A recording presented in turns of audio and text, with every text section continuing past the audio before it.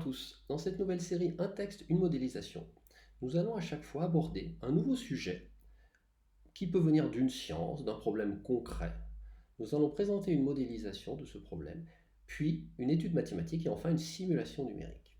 Donc aujourd'hui, le premier sujet qui concerne tout le monde, puisque chacun a déjà effectué une requête sur Google, c'est la matrice de Google. Plus précisément, comment Google classe différents sites suite à une requête. Donc on va voir que l'outil est relativement simple et fait appel à de l'algèbre linéaire, plus particulièrement au problème de la recherche de valeurs propres et de vecteurs propres. Donc nous allons travailler sur un exemple.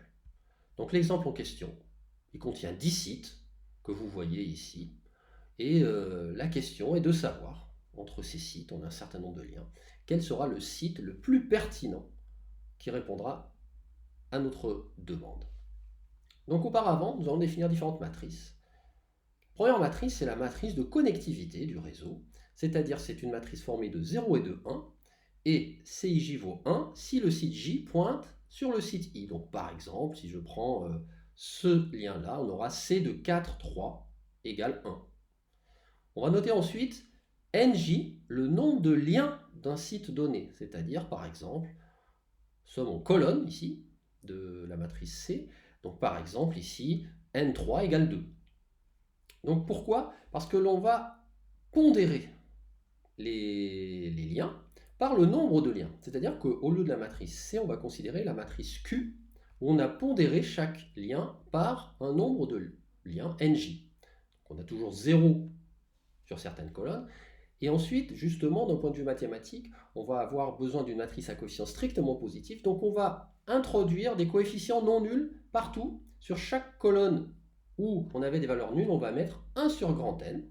Donc sachant que grand N étant le nombre de sites, grand N est très grand. Et donc la matrice P finalement est relativement proche de la matrice Q. Par contre, elle a une propriété supplémentaire. Tous ces coefficients sont strictement positifs. Et d'autre part, toutes ces sommes en colonnes sont égales à la valeur 1. Donc là, on est dans un cadre très connu. On a une matrice stochastique. Première information, c'est que cette matrice, elle possède lambda égale 1 comme plus grande valeur propre en module. Et on va voir que cela nous intéresse en commençant à regarder ce que l'on va rechercher, c'est-à-dire le score de chaque page, de chaque site. Donc ce score, on va le noter RI. Et comment définir correctement un score? Ce score va être lié au nombre de sites qui pointent vers le site I et à la qualité de ces liens. Donc on a ces relations. RI égale somme pour J allant de 1 à grand N de PIJ RJ. Et donc tout simplement, sous forme matricielle, le vecteur R, le vecteur de score que l'on cherche pour chaque page, vérifie R égale PR, c'est-à-dire que c'est un vecteur propre de P pour la valeur propre 1, dont on sait qu'elle existe déjà.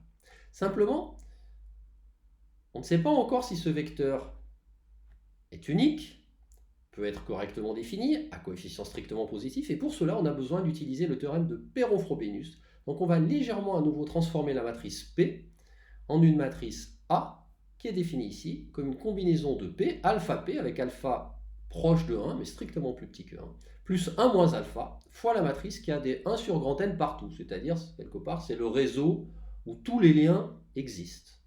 Mais c'est à nouveau une perturbation de la matrice P qu'on va étudier. Et dans ce cas, mathématiquement, on montre que la valeur propre lambda égale 1 de A, non pas de P, pardon, est simple et elle est associée à un vecteur propre à coefficient strictement positif. Donc c'est exactement ce que l'on cherche. Le vecteur de score à présent est unique, s'il est normalisé à 1 par exemple. D'autre part, les autres valeurs propres de A sont de module inférieur à alpha, donc strictement plus petit que 1. Donc maintenant, il nous faut une méthode numérique pour approcher ce vecteur, et elle existe, c'est la méthode de la puissance. Cette méthode permet de rechercher un vecteur propre associé à la valeur propre de plus grands modules, justement. Donc c'est exactement le cadre dans lequel on est. On initialise avec un vecteur aléatoire, R0, de norme 1 à coefficient strictement positif. On itère avec la matrice A, RK plus 1 égale ARK, et on peut montrer mathématiquement, facilement, que le vecteur RK va converger vers ce fameux vecteur de score. Donc à présent, on peut implémenter cet algorithme. On va le tester sur cet exemple avec le logiciel Scilab. Donc le code, le voici. On a construit tout d'abord la matrice C, Donc, comme vous pouvez le voir, si je reprends cet exemple, C de 4, 3 est bien égal à 1, etc. Donc on a entré tous les liens. On définit ensuite la matrice Q à partir du vecteur de somme en colonne de la matrice, classiquement. Donc ce sont les liens pondérés. On passe à une matrice P où tous les coefficients sont strictement positifs en rajoutant cette petite matrice. Ensuite, on passe à la matrice A où on a un unique vecteur propre à coefficient strictement positif. Le voici, la matrice A.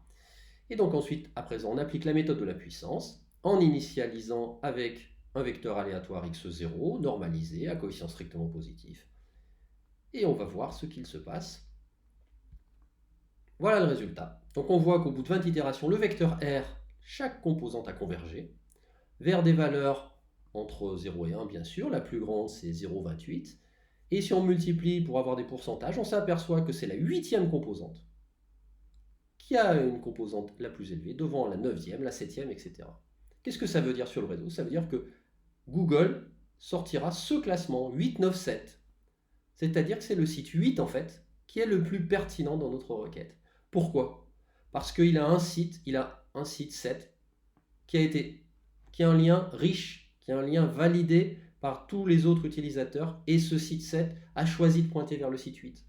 De la même façon, le site 9 sera le deuxième choix, puisqu'il a ce lien fort également. Puis le site 7. À l'autre bout de la chaîne, c'est le site 1 qui ressort en dernier, comme on peut le comprendre, parce que personne ne pointe sur lui. Alors, il est intéressant de faire une petite modification. C'est ce lien qui est très important en réalité. Donc, si je l'enlève, que se passe-t-il? Donc, je vais juste enlever ici, mettre un 0 et lancer mon nouveau programme. Et donc, à présent, qui ressort? C'est le site 7 qui est privilégié devant le site 6, le site 4, etc. Donc, c'est en enlevant ce lien, c'est le site 7 qui ressort de la requête en premier. Voilà pour cette modélisation. Cette modélisation est basée sur un texte issu de l'agrégation de mathématiques que vous retrouverez sur la page Un texte, une modélisation. Dans ce texte, on aborde différents sujets qui permettent d'aller un peu plus loin, comme l'utilisation d'une matrice creuse dans l'implémentation de la méthode de la puissance. Et on étudie également le conditionnement numérique de cet algorithme. Vous pouvez retrouver toutes ces informations sur la page Un texte, une modélisation.